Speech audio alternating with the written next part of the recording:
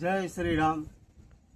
આજે તારીખ 19/5/2026 અને આ બીજ તો કાલે હતા, આજ તો 30 છે।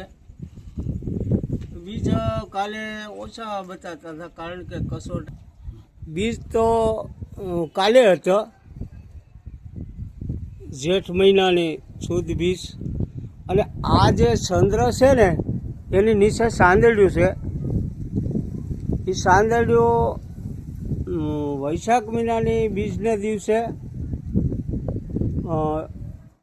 સહેજ દક્ષિણ બાજુ હતું, આખલે એની લાઈનમાં આવી ગયું છે સાંદળ્યું, એટલે એટલા બીજ આમ દક્ષિણ બાજુ હાલ્યા અને દક્ષિણ બાજુ નમેલા છે બે, એટલે લગભગ 10-15 ડિગ્રી ચંદ્ર નમેલો છે પૃથ્વી વર્ષા ઋતુ બાજુ।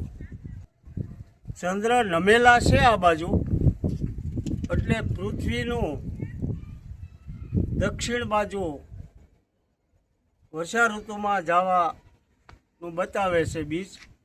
કારણ કે ચંદ્ર છે ને એક અરીસો છે, પૃથ્વી ક્યાં છે એ ચંદ્ર બતાવે છે।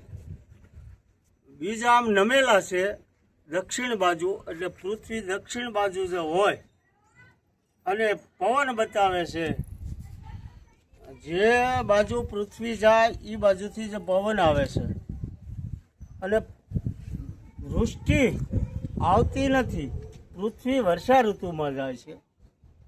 એટલે આ અત્યારે વેગ થઈ ગયો છે દક્ષિણ બાજુ, નિવૃત્ત દિશાના પવન જોશથી ઉડે છે, એટલે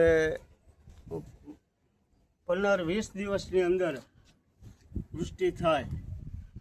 કારણ છે કે જે આ દક્ષિણ બાજુના પવન થઈ ગયા છે નિવૃત્ત દિશાના એક ધારા, ભલે 24 કલાકમાં 16 કલાક તો નિવૃત્ત દિશાના પવન, હવે ઠંડા પવન થઈ જાય, તાપમાન ઘટી જાય અને વરસ પાણી તો બહુ સારામાં સારા થાય। થોડુંક તાપમાન વધી ગયું અને અધિક માસ છે એટલે થોડુંક વાવણીમાં આમ તેમ કેવરાવશે, વાંધો નહીં આવે, મોલાદ પાણી સારા થાય, હવાથી પાકવાનું છે। હાલો, આજે આ નિવૃત્ત દિશાના પવન થઈ ગયા છે એકદમ ઠંડા, આ 2 દિવસથી તાપમાન ઘટ્યું છે અને જેના અમાસનું પૃથ્વાચલ બળ જોવું હોય, અમાસ અને પૂનમનું પૃથ્વાચલ બળ થાય એટલે વાદળા છા વિના ન રહે, કારણ કે 2 દિવસ જાય પછી વાદળા બતાવે। અમાસનું જ પૃથ્વાચલ બળ હોય એટલે ભેજ ઉપર ખેંચાય, ચંદ્ર અને પૃથ્વીનું એકબીજાનું ખેંચાણ હોય એટલે ચંદ્રના હાથમાં જળ અને વાયુ જ આવે, એટલે એ બાષ્પીભવન જ આવે અને એ સમયે બધા વાદળાઓ થાય છે। પણ વાવણી તો થઈ જાય તારીખ 10થી માંડીને 13-14 સુધીમાં। આપણે સોમાહું તો ભારતમાં 15 તારીખે બેસે, પણ 2 સાલથી વાવણી વહેલી થાય મારું અનુમાન છે, અને સ્ટાર્ટિંગમાં વૃષ્ટિ હારામાં હારી થઈ જાય, વાવણી હારામાં હારી, એટલે સહેજ આમ ઉગમણી સાઈડથી આવશે એવું મારું અનુમાન છે।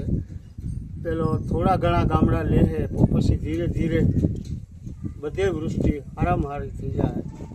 જય શ્રી રામ।